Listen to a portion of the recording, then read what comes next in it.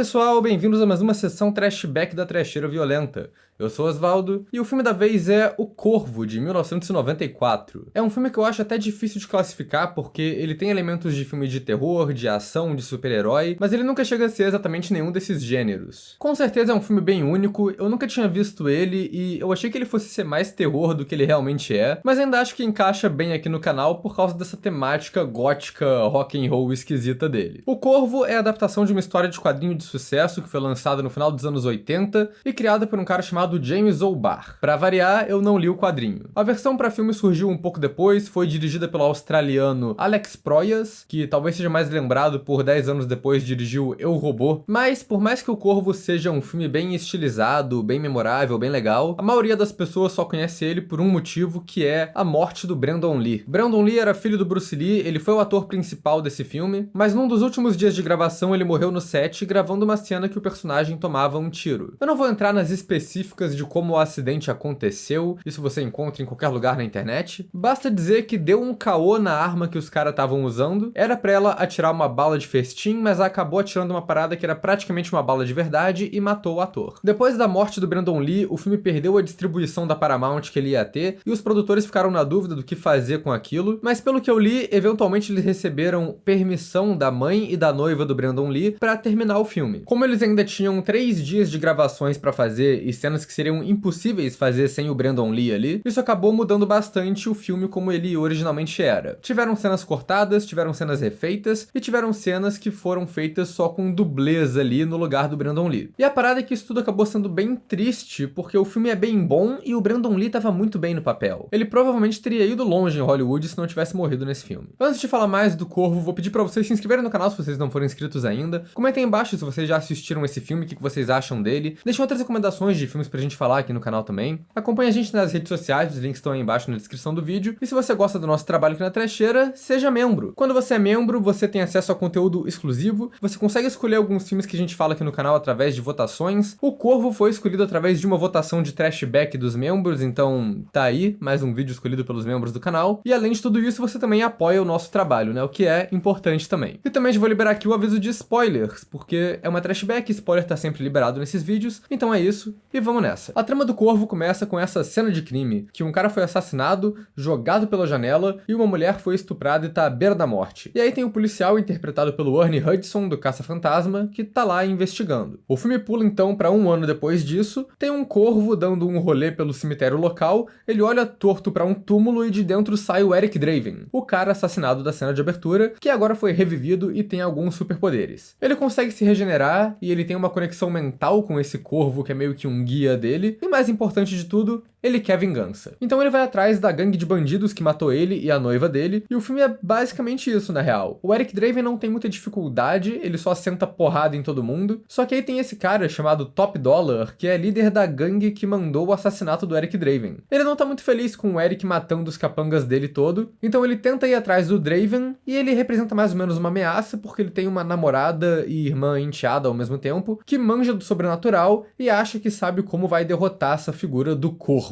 Esse filme é bem direto ao ponto e é uma história que podia ser bem genérica, porque é basicamente um desejo de matar. Mataram a família do cara e agora ele vai atrás dos caras que fizeram isso. Mas aí eles fazem uma estrutura de história diferente e um visual estilizado que funcionam bastante. A estrutura é diferente de um filme de vingança normal porque ela já começa direto na vingança. Num filme comum a gente começaria primeiro com a vida do casal feliz, aí teria um preparo do conflito com os mafiosos, a gente veria o assassinato, e aí depois ia ser a parte da vingança. No Corvo a gente pula toda essa primeira parte, a gente vai entendendo quem são os personagens, quais são as motivações deles e o que aconteceu no passado, enquanto a vingança tá rolando. Nisso a gente descobre que todo esse ataque que o protagonista e a noiva dele sofreram foi na real direcionado pra noiva que tava tentando denunciar a máfia que tava tentando despejar os moradores de um prédio à força. O Eric Draven, que era um guitarrista famoso de rock and roll, nem era o alvo principal, ele foi dano colateral. Isso é até engraçado porque muitos dos bandidos do filme nem reconhecem quem ele é e não lembram lembram o que fizeram pra ele tá puto com eles. A história do policial Ernie Hudson também é abordada do mesmo jeito. A gente tem algumas dicas do passado dele ali. Ele era um detetive de homicídio que foi rebaixado por perguntar demais, por revirar caso velho. Mas isso nunca é muito explicado, nunca vem à tona. Serve mais pra estabelecer ele ali como um policial honesto que vai simpatizar e ajudar o Corvo ao longo do filme. E como eu mencionei, o visual do filme é outro diferencial brabo. Eu li que a ideia original do diretor aqui era fazer o filme todo em preto e branco e só os flashbacks tendo cor. Se parar pra pensar, ele quase foi um precursor pra filmes tipo Sin City, que fizeram isso nos anos 2000. Os produtores vetaram essa ideia, mas ainda assim o diretor conseguiu passar essa vibe no filme todo com a paleta de cores que ele usa ali. Porque o visual todo é meio cinza e sombrio, e os flashbacks são uns momentos bem saturados e coloridos, que parecem imagens tiradas diretamente de uma história em quadrinho mesmo. Achei o visual bem maneiro. Acho que o único momento mais colorido do filme que não é flashback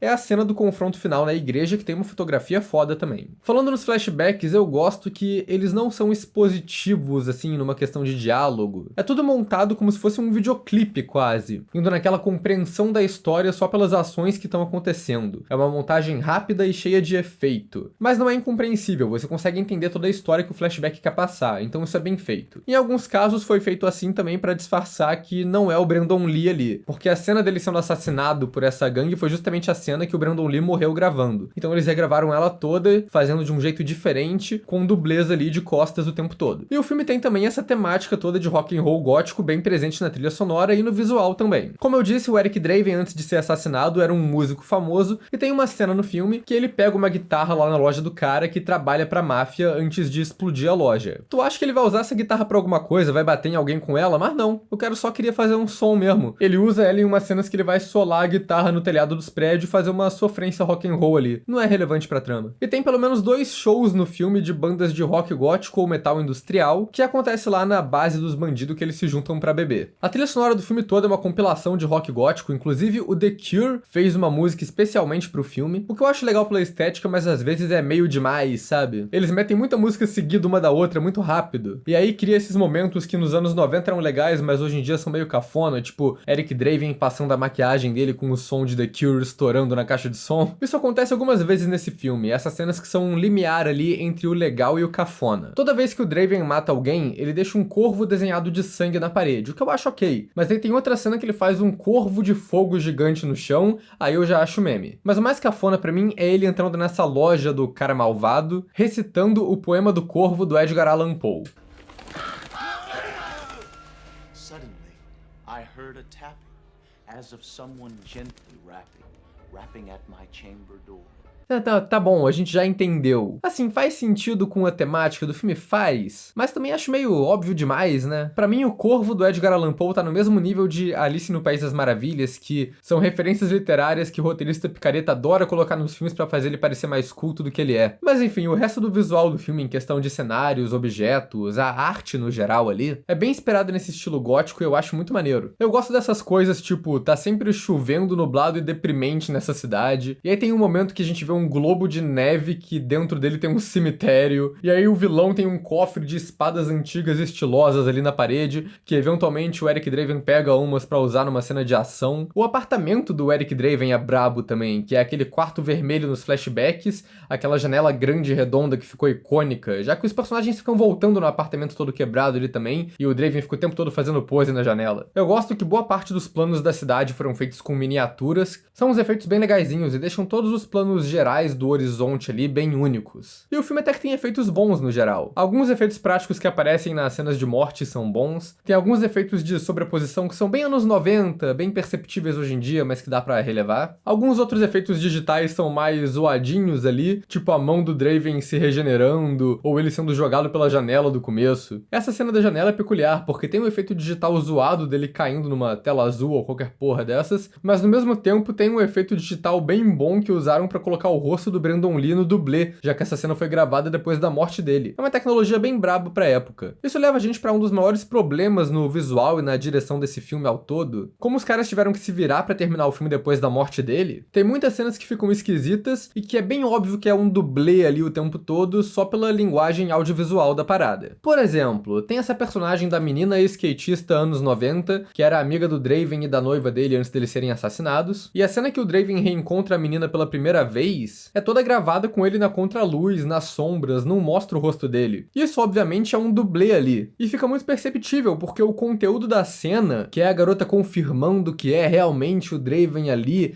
e esse reencontro emocionante acontecendo, com certeza é uma cena que pediria uns close-up no personagem ali na decupagem. O resto da direção do filme tem escolhas bem boas aqui. As cenas de ação fluem muito bem, e tem uma conexão mental do Draven com o Corvo, que é representada por esses pontos de vista, que são em preto e branco e distorcidos ali. A única parada que eu não entendi porque que eles fazem várias vezes no filme são os momentos de transição que eles só congelam a imagem no final do plano. Eu acho isso um recurso muito esquisito e sem propósito, deixa só com uma cara de montagem amadora ali, que não acontece no resto do filme. Mas o que faz o filme funcionar mesmo, pra mim, é o Eric Draven, que é um personagem muito bom. O nome do personagem é meio zoado, né, porque parece que os escritores originais só pegaram Raven, que é outro nome pra corvo, gralha, sei lá, meteram um D na frente e falaram, tá ótimo. Mas a parada é que o personagem tem um visual icônico, ele chega em casa depois de revivido, encontra uma máscara ali comprada na Uruguaiana e decide pintar a cara igual a ela. E aí ele fica com essa maquiagem, que é bem simples, mas é um visual bem memorável e eficiente. Mas ainda assim, ele todo maquiado indo matar a gente é uma coisa meio ridícula, e o filme reconhece isso e faz piada com isso o tempo todo. A reação dos outros personagens quando veem ele não é tipo, fudeu, a morte chegou. Eles só zoam o cara, chamam ele de mímico do inferno, tem outro personagem que olha pra ele e fala, pô, tu precisa de ajuda psiquiátrica. Então isso é bem usado no filme com um certo cinismo ali. O figurino dele é o clássico da época, que é o sobretudo de couro, que eu arreguei aqui, e ele na real só rouba isso do primeiro capanga que ele mata, e tem essa cena que ele fica empolerado no lugar olhando pras pessoas com o sobretudo passando ali por trás dele,